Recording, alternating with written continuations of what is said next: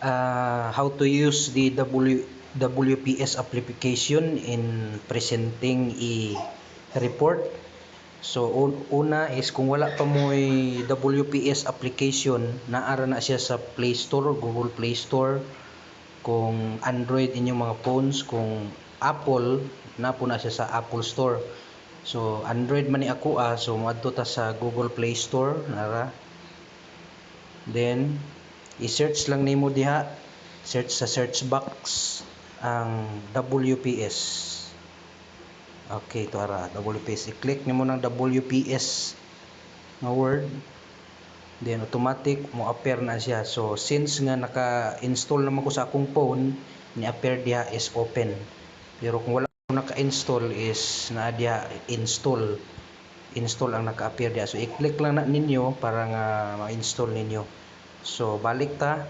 So since nga naa na ang WPS, una buhaton is para ma-view nimo ang ang atong report, ang PowerPoint, adto na ka sa WPS nga application. So naani siya diri sa school folder nako. Okay, so napug ko'y PowerPoint. So pwede ra gyud gihapon maka-install ka og PowerPoint sa Microsoft. Pero ang WPS matsada ni siya kay naa na diya ang PowerPoint, ang Word ug ang Excel. Apil na siya diya sa WPS Office. Okay, i-click lang nako ning WPS Office sa ubos. Pag-click ana, so automatic na siya mo appear yung screen ato sa X na advertisement. X lang to na kay advertisement na siya para makapangwarta pud sila ba.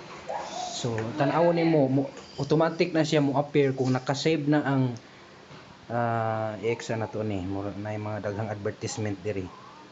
Back okay. Kung naana ang na-download na ninyo tong gisend nako nga PowerPoint nga document sa Messenger, so automatic na siya mo appear gina siya diri. Pinag-open nimo sa WPS mo appear na siya. So pangitaon lang nimo unsay ngalan ato nga presentation.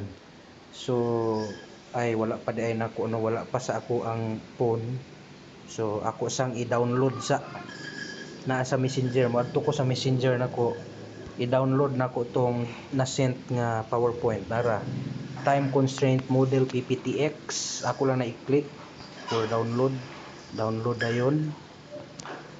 Okay, so dili to siya mo view dito sa WPS kung wala pa na download no. So kana kamulo na siyang downloading na siya. Gamay ra ni siya mga 20 MB ra siguro ni siya. Na-appealan na nako og video nga ako na-appeal. Okay, since nga na-download na, i-X na to ni, balik ta sa main screen sa akong phone, then moadto ka dito sa WPS na sa akong school folder. Click nimo WPS Office. So timan-an nimo unsay title ato imong gi-download. So nara automatic siya ni appear time constraint model. I-click lang na nimo, tap na nimo. So inag-tap nimo, so na diri o napagidon itap pag nimo ni isa time constraint model kana lang yung title niya, itap nimo. So automatic na siya mo display na siya as a PowerPoint presentation. So mao ni siya. So 27 slides ni siya tanan.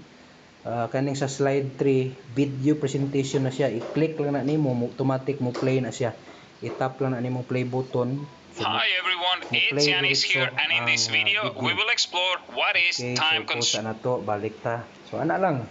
Gayon kung gusto mo nga inag-present na ninyo dako kayo ang screen sa kada slide, pwede ninyo itakilid ang inyong phone murag landscape mode.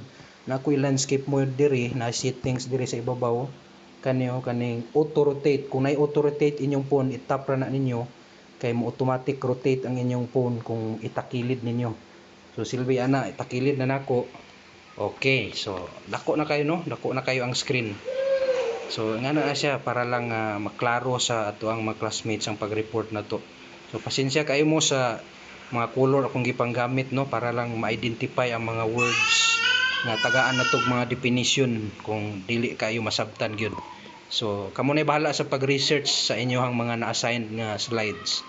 So salamat kayo sa pag-watch. Thank you and hopefully nga nasabtan rin ninyo guys.